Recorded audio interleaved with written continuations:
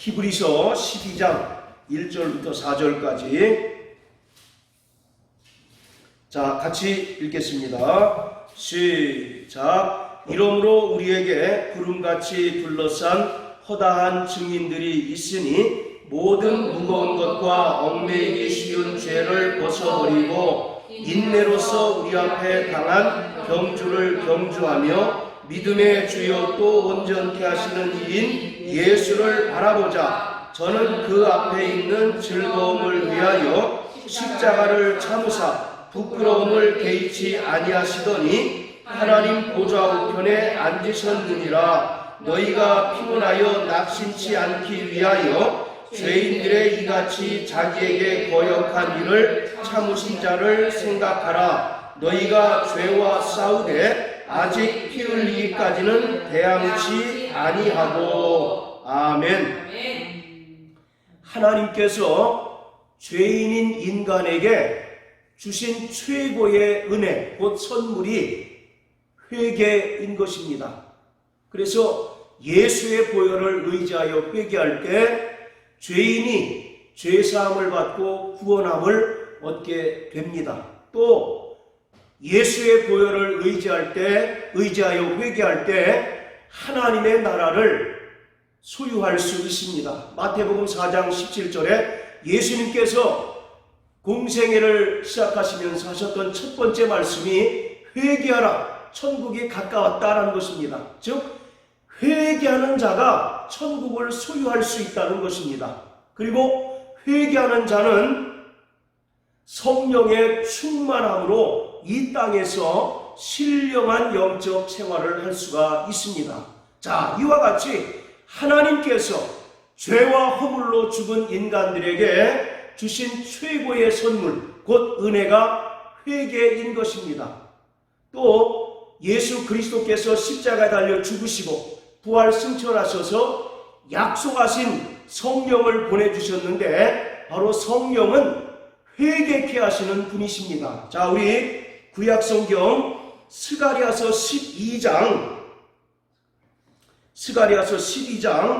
10절 11절 우리 한번 다 같이 읽어보시겠습니다.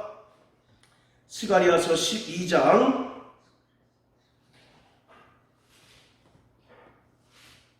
자 10절 11절 우리 같이 읽습니다. 시작. 내가 다윗의 집과 예루살렘 거민에게 은총과 간구하는 심령을 부어주리니 그들이 다찌른 바 그를 바라보고 그를 위하여 애통하기를 독자를 위하여 애통하듯 하며 그를 위하여 통곡하기를 장자를 위하여 통곡하듯 하리로다. 그날에 예루살렘에 큰 애통이 있으리니 무기또 골짜기 하다 드림몬에 있던 애통과 같을 것이라. 아멘. 10절에 보면 내가 다윗의 집과 예루살렘 거민에게 은총과 간구하는 심령을 부어준다라고 말씀하고 있는데 여기서 간구하는 심령이라고 하는 것은 회개케 하는 영을 말씀하고 있습니다.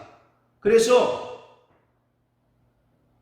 우리 인간들에게 성령께서 죄를 깨닫게 하시고 또 죄를 보여주심으로 말미암아 독자를 잃은 듯한 애통함으로 그리고 장자를 잃은 통곡함으로 통곡하게 될 것이라는 겁니다. 그리고 11절에 보면 그날에 예루살렘에 큰 애통이 있는데 무기또 골짜기 하다드림몬에 있던 애통과 같을 것이다. 여기 하다드림몬이라고 하는 것은 이스라엘에 여러 왕들이 있었는데 그 중에 하나님께 신실한 자로 인정을 받고 이스라엘 백성들에게 존경을 받던 요시야라고 하는 왕이 있었는데 그가 이방민족과 전쟁터에서 화살에 찔려 죽은 곳이 바로 하다드림몬입니다. 그래서 이스라엘 백성들이 그곳에서 요시야 왕을 추모하면서 통곡하고 애통해한다라고 하는 것을 이야기하고 있습니다. 이와 같이 성령은 우리에게 죄를 깨닫게 하시고 또 죄를 보여주심으로써 통곡하고 애통해함으로써 회개케 하시는 분이 바로 성령이십니다. 마태복음 5장에 보면 예수님께서 팔복에 대해서 말씀하셨는데 그 두 번째 복이 뭐냐면 애통이 하는 자가 복이 있는데 저들이 하늘의 위로를 받을 것이다 라고 말씀합니다. 여기서 이 애통이라고 하는 것은 죄에 대한 애통을 말하고 있습니다. 그래서 바로 정말 죄를 깨닫고 또 죄로 인하여 애통해하며 회개하는 자들에게 하나님께서 하늘의 은혜를 베풀어 주시고 또 하늘의 위로를 베풀어 주신다고 말씀하고 계십니다. 요한복음 16장 8절 9절에 보면 예수님께서 제자들에게 말씀하시기를 성령이 너희에게 오셔서 죄에 대하여 의에 대하여 심판에 대하여 세상을 책망하실 터인데 죄에 대하여라 함은 너희가 나를 믿지 아니하니요 라고 말씀합니다. 즉 성령이 우리에게 오셔서 죄를 깨닫게 합니다. 또 우리에게 죄를 보여주시는 분입니다. 그래서 우리가 정말 죄가 죄인 것을 알고 통회하며 자복하게 하시는 이가 바로 성령이십니다.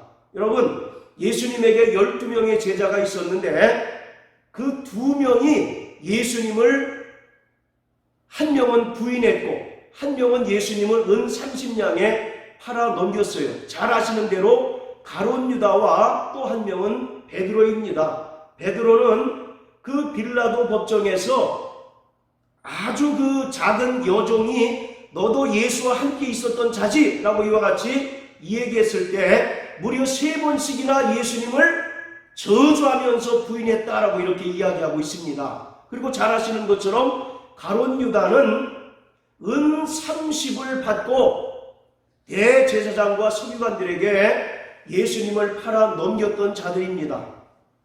부인했던 자나 또 은 30을 받고 예수님을 팔아먹은 자나 돋긴 객긴 50보 100보 아닙니까? 그런데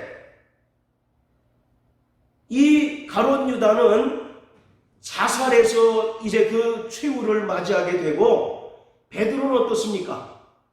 요한복음 21장에 보면 예수님께서 찾아와서 3번씩이나 내가 나를 사랑하느냐 물으시고 그에 대한 답을 했을 때 예수님께서 그를 다시 사용하셔서 사도행전에 보면 위대한 예수님의 사도요 제자로서 쓰임받은 것을 기억하고 있습니다. 자, 베드로와 가룟 유다의 차이가 뭘까요? 돈을 받고 안 받고의 차이겠습니까?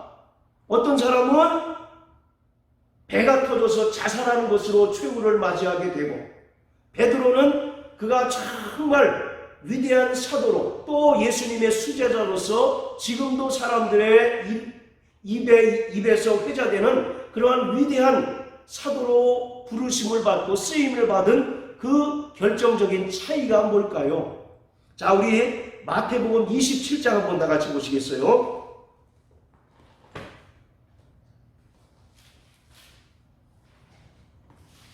자, 마태복음 27장 3절에 보시면 때에 예수를 판 유다가 그의 정죄됨을 보고 스스로 뉘우쳐 그 은 30을 대제사장들과 장로들에게 도로 갖다 주며 이렇게 얘기합니다. 가룟 유다가 바로 예수를 판 것에 대해서 양심에 찔려서 스스로 뉘우쳤다라고 이렇게 얘기합니다. 이것은 회개라기보다는 어떤 감정적인 변화에 그친 것이에요. 바로 성경에서 말하는 회개라고 하는 것은 마음의 변화, 우리의 감정과 의지와 마음의 변화뿐만 아니라 반드시 그 행동이 변화되는 것을 수반하는 것이 회개입니다. 그래서 회개라고 하는 말은 헬라어로 메타노이에라고 하는 것인데 가던 길에서 돌아서다라고 하는 그런 뜻이 있습니다. 분명히 가룟 유다는 그 마음에 찔림을 받고 스스로 뉘우쳤다라고 얘기합니다. 그는 올바로 회개한 것이 아닙니다. 그냥 아이고 내가 예수님, 나의 스승 되신 예수님을 팔아넘겼구나라고 하는 것에 대해서 마음의 동요를 일으키고 또는 양심에 찔리긴 했었지만 그가 온전한 회개를 하지 않았던 거예요. 그러나 상대적으로 베드로는 예수님께서 요한복음 21장에서 3번씩이나 네가 나를 사랑하느냐라고 물으셨을 때 그에 대한 답을 한 것이 바로 회개, 온전한 회개의 모습이었던 겁니다. 그래서 가룟 유다와 베드로의 차이는 바로 회개의 차이였습니다. 그리고 여러분들, 구약의 이스라엘의 초대 왕이 누굽니까? 사울 왕 아니었습니까? 그리고 그 뒤를 이은 왕이 바로 다윗인데, 사울과 다윗의 차이가 무엇이겠습니까? 사울은 절대적으로 회개를 하지 않았던 자였어요. 그러나 바로 다윗은 시편에 보면 그가 나단 선지자의 그 바로 책망을 듣고 그가 회개하기를, 그가 흘렸던 눈물이 그가 덮고 있던 요를 적셨다라고 이와 같이 말씀하고 있습니다. 하나님께서는 회개하는 자들을 사랑하십니다. 그리고 회개하는 자들에게 더욱더 성령의 충만함을 허락하셔서 이 땅에서 죄를 이기고 또 여러 가지 고난과 신앙적인 박해에도 불구하고 끝까지 승리하게 하셔서 저 영원한 하나님의 나라에 들어가게 하십니다. 그러므로 날마다 회개하는 자 되시길 주의 이름으로 축원합니다. 회개는 반드시 두 가지가 수반되어져야 합니다. 첫째는 정체성의 변화가 있어야 해요. 과거에 우리가 마귀에게 속하여 본질상 진노의 자녀들이었으나 이제 회개를 통해서 하나님의 자녀가 되는 정체성의 변화를 겪었습니다. 그리고 또 회개는 반드시 행동의 변화가 수반되어져야 합니다. 누가복음 3장에 보면 침례 요한이 요단강에 침례받으러 온 이스라엘 백성들에게 말하기를, 이 독사의 자식들아, 누가 너희더러 임박한 진노를 피하라 하더냐라고 말하면서 회개에 합당한 열매를 맺어야 된다라고 이와 같이 말씀하고 있습니다. 바로 회개에 합당한 열매라고 하는 것이 정말 우리가 돌이켜 회개했다면 반드시 그것이 우리의 행위를 통해서, 행동의 변화를 통해서 나타내져야 한다라고 하는 것입니다.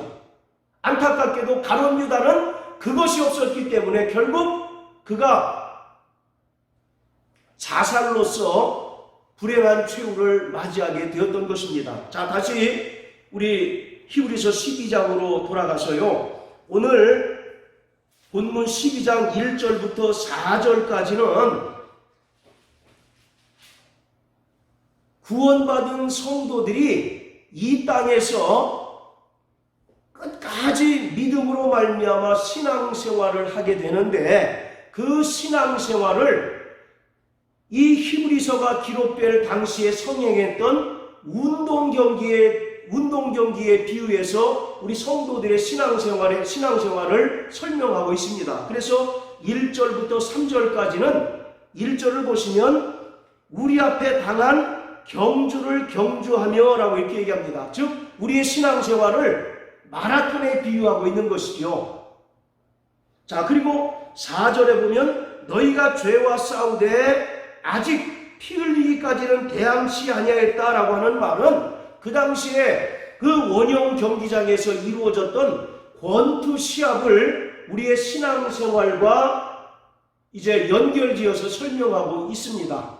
자, 이처럼 우리의 신앙생활을 마라톤에 또는 권투 시합에 비교하고 있는데, 결국은 우리 신앙생활을 결정적으로 방해하는 요소가 한결같이 바로 죄라고 말씀하고 있습니다. 1절에 보면 모든 무거운 것과 얽매이기 쉬운 죄를 벗어버리고 경주하라 이렇게 얘기합니다. 한번 생각해 보십시오. 42.195km, 약 100리를 달리는 그 마라톤 선수가 무거운 짐을 지고 달릴 수 있겠습니까? 그렇기 때문에 모든 무거운 것과 얽매이기 쉬운 죄를 벗어버려라 이렇게 얘기합니다. 그리고 인내로서 우리 앞에 당한 경주를 경주하라 이렇게 얘기합니다. 그리고 4절에도 보면 죄와 싸우되 아직 피 흘리기까지 싸우지 않았다라고 이렇게 이야기합니다. 자, 그렇다면 1절에서 이야기하는 모든 무거운 것 그리고 얽매이기 쉬운 죄는 과연 어떤 것을 구체적으로 가리키고 있는 것일까요? 바로 이 모든 무거운 것이라고 하는 것은 율법을 이야기할 것입니다. 그리고 인간의 원죄를 가리키고 있는 것이에요. 마태복음 11장에 보면 수고하고 무거운 짐진 자들아 다 내게로 오라 나는 너희를 쉬게 하리라. 그리고 바로 나의 멍에를 메라 내 짐은 쉽다라고 이와 같이 얘기합니다. 수고하고 무거운 짐이 뭐겠습니까?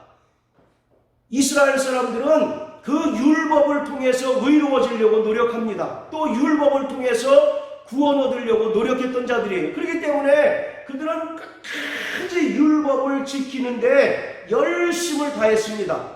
그런데 예수님이 오셔서 하시는 말씀은 너희가 아무리 율법으로 의롭고 선하려고 노력할지라도 그 율법으로는 너희를 구원할 수 없고 율법이 너희를 영원한 천국으로 인도할 수 없다. 오히려 율법은 너희에게 수고하고 무거운 짐이 돼서 너희를 더욱더 짓누르고 너희를 더 힘들게 할 뿐이다 라고 이와 같이 말씀하고 있는 것이죠. 그래서 여기서 모든 무거운 것이라고 하는 것은 율법에 의해서 정죄된 바로 인간의 원죄를 가리키고 있습니다. 자, 그리고 상대적으로 얽매이기 쉬운 죄라고 하는 것은 우리가 일상의 삶을 살아가면서 습관적으로 또는 반복적으로 물론 고의적으로 짓는 것은 아니지만 반복적으로 짓는 죄를 얽매이기 쉬운 죄라고 표현하고 있어요. 그렇기 때문에 오늘 성도들은 원죄로부터의 그 중압감에서 벗어나야 할 뿐만 아니라 또 우리가 일상에 살면서 반복적으로 또는 습관적으로 짓게 되는 모든 죄들을 벗어버려야 한다라고 하는 겁니다. 자, 우리 또 여기 표시해 놓으시고 마태복음 18장 한번 다 같이 보십시오.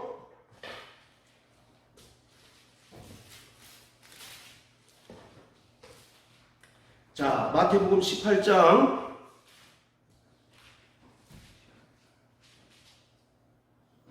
자, 24절에 보시면 1만 달란트 빚진 자라고 나옵니다.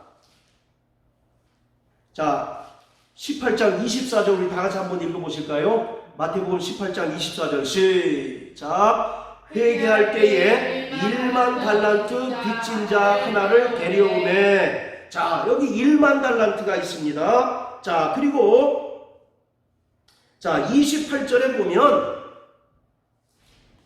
100데나리온 빚진 동관 하나가 나옵니다. 28절에 보면 100데나리온 빚진 동관 하나를 만나 붙들고 목을 잡고 가로되 빚을 갚으라 하매. 여기서 이 빚이라고 하는 것은 죄를 가리키고 있는 것입니다. 자, 여기서 1만 달란트가 의미하고 있는 것은 인간의 원죄를 가리키고 있는 것입니다. 1만 달란트라고 하는 것은 인간이 도무지 갚을 수 없는 액수가 바로 1만 달란트입니다. 그리고 상대적으로 100데나리온은 우리 인간들이 이 땅에서 반복적으로 또는 습관적으로 짓게 되는 자본죄를 가리키고 있는 거예요. 그러니까 1만 달란트라고 하는 것은 인간의 원죄를 가리킨다면 100데나리온은 상대적으로 가볍지만 인간이 끊임없이 반복적으로 짓게 되는 바로 자본죄를 가리키고 있습니다. 1만 달란트를 지금 우리나라 그 화폐로 환산하면 이제 1데나리온이라고 하는 것은 성인 남성이 하루에 품을 팔아서 이제 얻을 수 있는 품삯이 바로 1데나리온입니다. 그리고 1달란트는 6,000데나리온이에요. 그래서 예를 들어서 계산하기 쉽게 1데나리온을 10만 원이라고 가정한다면 1만 달란트는 6조에 해당되는 금액입니다.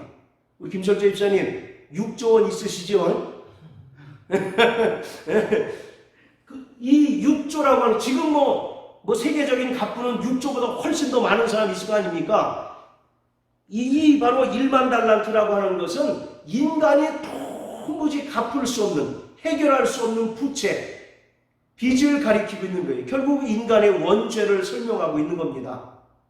그 원죄로부터 인간이 바로 탕감받았다라고 이와 같이 얘기하는 거죠. 그리고 상대적으로 28절에 나오는 100데나리온이라고 하는 것은 우리나라 돈으로 한 1000만 원에 해당되는 액수입니다. 자, 이처럼 우리 인간들은 끊임없이 원죄와 자본죄의 그 굴레 안에서 늘 고통받으며 또 그 죄와 치열하게 싸우는 삶을 살아내는 것이 바로 성도들의 신앙생활인 것입니다. 자, 그래서 다시 히브리서 12장에 돌아가시면 바로 모든 무거운 것과 얽매이기 쉬운 죄를 벗어버려라. 그리고 4절에 보면 죄와 싸우되 피 흘리기까지 싸워라. 이와 같이 히브리서 저자는 말씀하고 있는데, 죄를 벗어버린다. 그리고 또 죄와 싸우되 피 흘리기까지 싸운다라고 하는 이야기는 결국 구원받은 성도들이 끊임없이 예수의 보혈을 의지하여 회개하는 삶을 살 것을 말씀하고 있는 것입니다. 우리가 과거에 불신자였을 때 회개함으로써 구원받고 거듭났습니다. 그렇지만 우리가 구원받은 성도가 된 이후도 끊임없이 회개하는 삶을 살아내야 합니다. 왜냐하면 우리는 하나님의 은혜로 말미암아 구원받고 성령으로 거듭나 하나님의 자녀가 되었지만 우리 안에 여전히 육체의 죄성이 남아있기 때문에 인간의 육체의 연약함을 자극하고 죄를 짓도록 유혹하기 때문에 우리는 죄로부터 자유한 자가 하나도 없는 겁니다. 그렇기 때문에 우리 성도들은 날마다 예수의 피를 의지해서 모든 무거운 것과 얽매이기 쉬운 죄를 벗어버려야 할 뿐만 아니라 4절의 말씀과 같이 죄와 싸우되 피 흘리기까지 싸우는 자가 되어야 하는 것입니다. 결국은 우리의 신앙생활의 성패는 자신과의 싸움입니다. 물론 외부에서 우리를 공격하는 악의 영들과의 그 싸움에서도 승리해야 되겠지만 궁극적으로는 내 안에 있는 죄의 소욕과 싸워서 지느냐 이기느냐가 바로 성공과 실패의 갈림길이라고 하는 것을 오늘 성경은 우리에게 분명히 말씀해주고 있습니다. 갈라디아서 5장에도 보면 우리 안에 죄의 육체의 소욕과 성령의 소욕이 서로 다툼으로써 너희가 원하는 것을 하지 못하게 한다라고 말씀합니다. 우리는 더 열심으로 주를 섬기기를 원합니다. 그리고 성령 충만해서 신령한 영적 생활을 하기를 원하죠. 그러나 우리 안에 있는 또 다른 자아인 그 육체의 죄성이 우리를 끊임없이 발목 잡고 우리를 끊임없이 넘어뜨리려 함으로 인해서 우리는 온전한 신앙생활을 할 수가 없는 거예요. 그렇기 때문에 신앙생활은 결국 나와의 싸움에서 승리냐 실패냐가 결정이 되는 겁니다.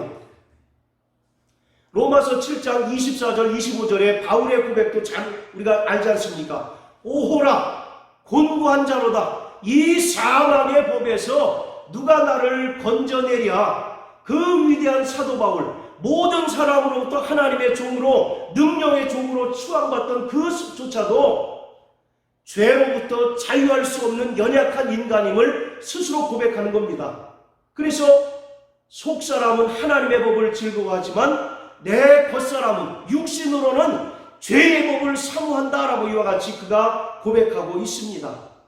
하물며 우리이겠습니까? 그 위대한 기독교의 초석을 놓았던 그 사도 바울조차도 그렇게 탄식하고 그렇게 고백하는데 하물며 연약한 우리가 끊임없이 죄와의 갈등 속에서 살지 않는다라고 장담할 수 있는 사람은 아무도 없다라는 겁니다. 그렇기 때문에 우리가 이 신앙의 경주를 완주하기 위해서는 또 하나님께서 우리를 위하여 예비하신 저 영광스러운 하나님의 나라를 소유하기 위해서는 이 땅에서 죄와 싸우되 피 흘리기까지 싸워야 하는 겁니다. 우리의 신앙생활은 중간지대가 없습니다. 승리 아니면 패배인 것입니다. 패배 아니면 승리인 것이에요. 그래서 베드로후서 2장 19절에 보면 진자는 이긴 자의 종이 된다라고 이와 같이 말씀하고 있습니다. 이긴 자 되시길 주의 이름으로 축원합니다. 아멘. 정말 우리는 나와의 싸움에서 승리하는 자가 되어야 하는 거예요. 그것을 지금 히브리서 기자는 이야기하고 있습니다. 42.195km 100리를 달리는 마라톤 생각해 보십시오. 좌우에서 응원하고 또 수많은 아름다운 것들에 정말 한눈 팔다가는 마라톤 코스를 완주할 수 없습니다. 오직 결승점을 소망하고 결승점만 바라보면서 끝까지 자신과의 그 싸움에서 승리한 자들만이 결국 42.195km를 완주하는 영광을 누리게 되는 것입니다. 그래서 우리 신앙생활은 강한 자가 이기는 게 아니라 이긴 자가 강한 자입니다. 할렐루야. 아멘. 바로 우리가 정말 죄와 싸워서 이긴 자가 바로 승리하는 자요, 하나님께서 우리를 위하여 예비하신 면류관을 얻게 되는 것입니다. 그래서 계시록 2장 10절에 보면 너희가 죽도록 충성하라, 그리하면 생명의 면류관을 주신다라고 말씀하지 않습니까? 우리는 이 말씀을 주로 어디에 많이 인용하냐면 직분자 임명할 때 많이 임명하잖아요. 그런데 이것은 직분과 전혀 관계없는 말씀입니다. 죽도록 충성하라, 죄와 싸우되 피 흘리기까지 싸우라는 말씀처럼 생명을 다해서 싸우라는 겁니다. 목숨을 다해서 싸워서 승리한 자에게 하나님께서는 생명의 면류관을 주신다라고 말씀하고 계세요. 한번 생각해 보세요. 우리와 함께 그 신앙생활의 그 출발선에 섰던 사람들 중에 지금 보이지 않는 사람들이 너무 많지 않습니까? 우리와 함께 정말 구원받았다고 또 정말 하나님의 은혜 받은 자라고 정말 기뻐서 함께 신앙생활하던 자들 가운데 많은 사람들이 이런저런 이유로 인해서 세상으로 돌아가고 믿음을 저버리고 다시 마귀의 수하에 돌아간 안타까움이 바로 오늘 우리가 처한 현실인 것입니다. 자, 우리 디모데후서 4장 한번 다 같이 보십니다. 디모데후서 4장.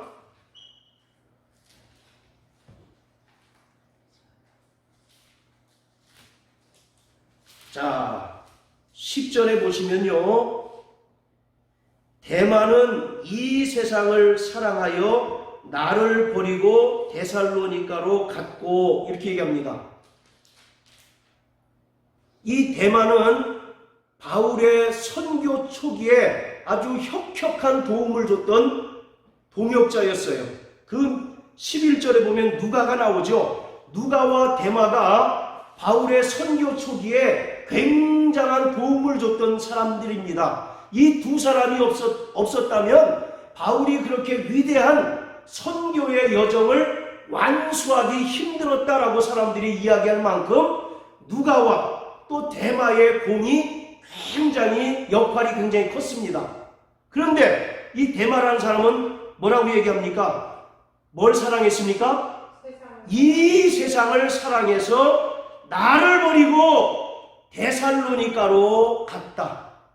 여기서 나 대신에 주님을 버리고 데살로니가로 갔다라고 이야기해도 과언이 아닙니다.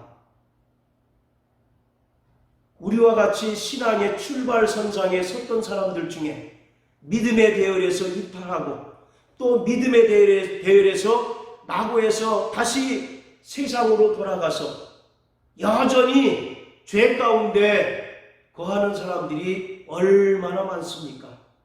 그렇기 때문에 우리는 날마다 죄와 싸워 이기는 자 되시길 주의 이름으로 축원합니다. 아멘. 계시록 2장 3장에 보면 주님께서 아시아에 있는 7교회를 향해서 편지합니다. 그 뒤 끝에는 반드시 뭐라고 되어 있느냐면 이기는 자에게는 계속 이기는 자에 대해서 주실 상에 대해서 말씀하고 있습니다. 이기는 자, 무엇을 이겨야 합니까? 바로 죄와 싸워 이겨야 하는 겁니다. 죄와 싸워 승리한 자만이 하나님께서 예비하신 그 영광의 면류관을 얻게 됩니다. 손기정 선수가 마라톤에서 일제 때 우승을 해서 그 면류관 쓰는, 월계수관 쓰는 거 다 보셨잖아요. 그게 바로 성경에서 말하는 면류관입니다. 계시록에는 면류관이 2가지가 나오는데 성도들이 쓰는 면류관은 스테파노스라고 합니다. 스데반의 이름의 뜻이 바로 면류관이에요. 면류관. 그리고 왕들, 예수님이 쓰는 면류관은 바로 디아데마라고 합니다. 바로 이 면류관, 바로 월계수를 받는 자는 바로 정말 이 세상에서 죄와 싸워 승리하고 그 믿음의 경주를 완주한 자인 것입니다. 세상에는 1등, 2등, 3등 서열이 있죠. 그러나 우리 이 믿음의 경주에는 완주한 자들이 모두 승리자입니다. 할렐루야. 바로 세상은 1등만 기억하는 더러운 세상입니다. 우리 보통 개그 콘서트 이런 얘기 나오잖아요. 1등 외에는 아무도 안 알아줘. 그러나 바로 이 신앙의 경주는 끝까지 최종적으로 완주한 자가 바로 승리자요. 그러한 자들에게 하나님께서는 생명의 면류관을 허락해 주십니다. 1968년도에 멕시코 올림픽에서 있던 이야기입니다. 저 아프리카 탄자니아에서 마라톤 선수가 이제 왔는데 이 사람이 굉장히 유망주였어요. 메달을 따니 못 따니 할 정도로 굉장히 유망주였습니다. 그런데 레이스 도중에 넘어졌대요. 그래가지고 발목을 다치고 무릎을 다치고 피가 철철 흐릅니다. 그래서 모든 사람들이 저 사람은 중도에 레이스를 포기할 것이다 라고 이와 같이 예상을 합니다.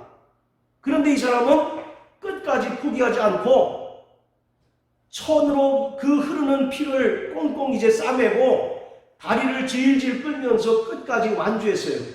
이미 운동장은 마라톤 우승자에 대한 시상식이 다 끝나고 불도 어두컴컴하게 꺼져 있는 그런 상황입니다. 그럼에도 불구하고 끝까지 이 선수가 완주를 했을 때 그 관중석에 있던 모든 사람들이 다 일어나서 박수를 쳐줬던 그런 이제 유명한 사건이 있었습니다. 실제 있었던 일입니다.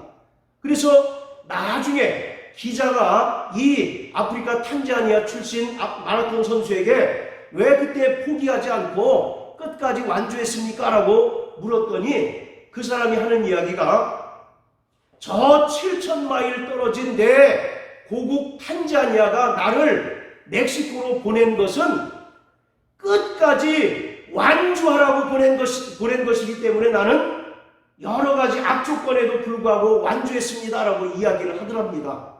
그 이야기가 지금도 올림픽 역사에 계속 회자가 됩니다.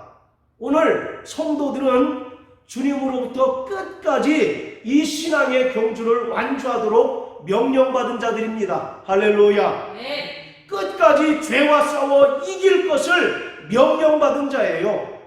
중도에 포기한 자는 영생을 누리지 못합니다. 그러나 정말 주님께서 신앙의 경주를 완주하도록 명령하신 대로 정말 어떠한 그 핍박과 또 끊임없이 죄의 그 장애물들을 싸워 이기고 넘어서서 처절한 그 승리를 맛본 자들에게 하늘의 영광과 하늘의 평강과 하늘의 상이 우리를 위하여 예비되어 있음을 믿으시고 정말 날마다 죄와 싸워 승리하시고 또 믿음의 경주에서 완주하시는 저와 여러분들 되시길 주의 이름으로 축원합니다. 네. 자, 우리 마지막으로 마태복음 7장 우리 한번 다 같이 보세요.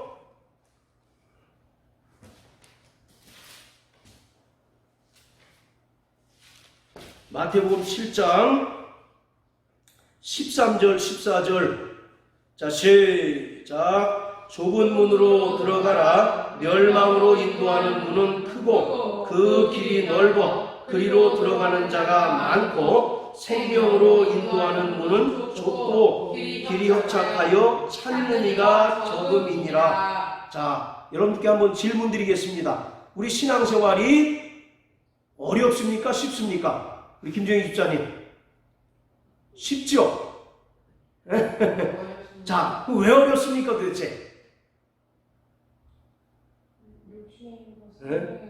뭐 여러 가지 어떤 환경적인 요인들 때문에도 어렵기도 하겠죠. 그러나 말씀드린 것처럼 근본적으로 내 자아가 여전히 살아있기 때문에 이제 어려운 거죠. 자, 오늘 말씀 보세요. 우리가 잘 아는 말씀입니다. 13절, 14절에 보면 생명으로 인도하는 문은 좁고 길이 협착해서 찾는 이가 적다라고 이렇게 합니다. 그러니까 문이라고 하는 것과 길이라고 하는 것이 따로따로 구분되어 있는 거예요. 이 바로 문이라고 하는 것은 구원받은 상태를 설명하는 것이라면 길이라고 하는 것은 구원받은 자가 이 땅에서 살아가는 신앙생활을 설명하고 있는 겁니다. 그런데 우리가 계속 나아가는 길은 좁고 협착해서 찾는 이가 적다라고 이렇게 얘기합니다. 여기서 협착하다라고 하는 말은 사방에 우겨쌈을 당하다 그런 뜻이에요. 고린도후서 4장 10절에 보면 우리가 사방에 우겨쌈을 당하여도 그런 말씀 있잖아요. 네. 그 우겨쌈을 당하다라고 하는 말과 같은 의미인 겁니다. 그렇기 때문에 우리가 구원받은 것으로 우리 신앙이 완성이 되면 얼마나 다 쉽겠습니까? 그러나 구원받은 자에게 주님은 신앙생활의 그 길을 가도록 명령하고 계셔요. 그런데 그 길이 좁고 협착해서 수많은 장애물들, 난관을 넘어야 되는 어려움들이 있다는 겁니다. 그래서 많은 사람들이 찾지 않는다라고 이렇게 설명하고 있어요. 그렇기 때문에 바로 우리 신앙생활의 최종 승리자에게 하나님께서 주실 상이 더 값진 것입니다.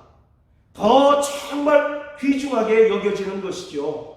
그러므로 날마다 정말 죄와 싸워 승리하고 모든 무거운 것과 얽매이기 쉬운 죄를 벗어버리고 끝까지 신앙의 경주를 완수하시는 저와 여러분들 되시기를 주의 이름으로 축원합니다. 네.